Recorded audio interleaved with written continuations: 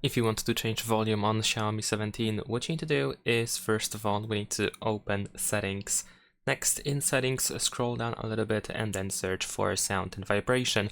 In here, you should be able to find these three sliders where you can, of course, adjust the volume for media, for ringtones, and for alarms.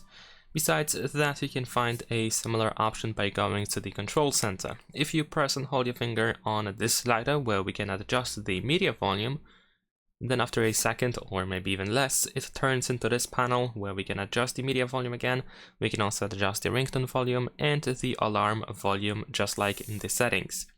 Also, if you press volume up and volume down, then of course you can adjust the media volume as well. And at the top of this bar, we have three dots. If you tap on it, you will be able to open the similar panel to the one that we have in the control center, where you can once again adjust these three things: the media, ringtone, and alarm. That is pretty much it. Leave a like and subscribe.